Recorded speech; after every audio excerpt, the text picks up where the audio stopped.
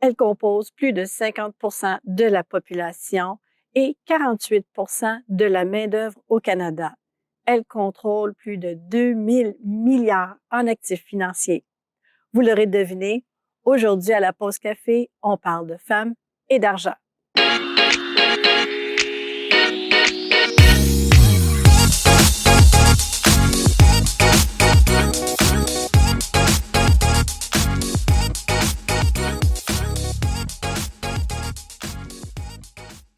Il est attendu que la proportion de la richesse financière contrôlée par les femmes va passer de 37 en 2018 à 45 d'ici la fin de 2028.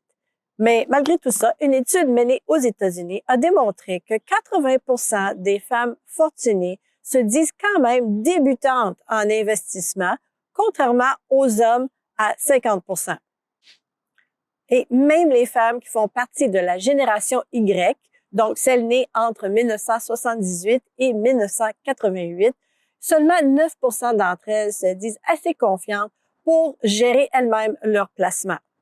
Donc la question se pose, comment est-ce que les femmes peuvent faire pour prendre leur avenir financier en main? Eh bien, une des bonnes nouvelles, c'est que les femmes attachent beaucoup d'importance à la planification et au conseil de professionnels. Ceci étant dit, le choix du conseiller ou de la conseillère est primordial. Cette personne doit tenir compte des éléments suivants. Eh bien, contrairement aux hommes qui ont tendance à avoir la prospérité comme objectif financier, les femmes ont tendance à voir l'accumulation de la richesse comme étant une source de sécurité pour elles-mêmes et pour leurs proches. Les femmes sont également préoccupées par les soins de longue durée qu'elles pourront avoir besoin plus tard dans la vie et sont conscientes aussi du fait qu'elles seront probablement appelées à prendre soin d'un parent âgé. Et aussi, contrairement aux hommes, certaines femmes peuvent avoir une trajectoire financière qui n'est pas tout à fait linéaire, avec des interruptions, soit pour des congés de maternité ou aussi pour s'occuper des enfants. De plus, selon les sondages, 7 femmes sur 10 présument correctement qu'elles survivront à leur conjoint. Autre fait intéressant concernant les femmes, c'est qu'elles ont tendance à épargner une plus grande proportion de leurs revenus.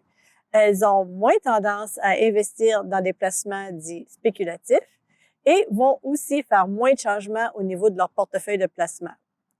Aussi, les femmes ont une plus forte tendance à investir dans des placements dits responsables, soit socialement ou au niveau de l'environnement ou de la gouvernance.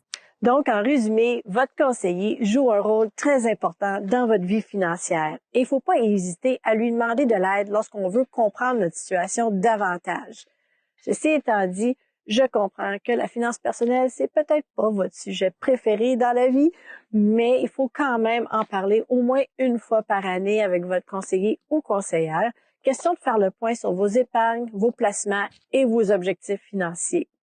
Croyez-moi que ceci va avoir une incidence très positive sur votre tranquillité d'esprit. Un autre petit conseil, surtout pour les femmes plus jeunes qui m'écoutent actuellement. Mon conseil est ceci, commencez tôt.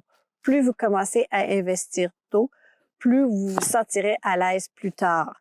Faites travailler votre argent, c'est durement gagné.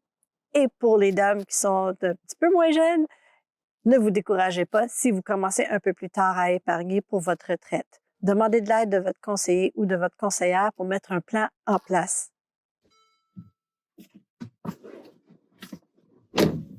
Pour terminer, faites de vous une priorité. Vous travaillez fort à votre emploi et pour soutenir votre famille, faites les démarches qui s'imposent pour faire de vos rêves une réalité. Vous le méritez. Merci beaucoup d'avoir pris votre pause café avec moi en cette magnifique journée d'automne. Je vous souhaite une excellente journée et je vous dis à la prochaine!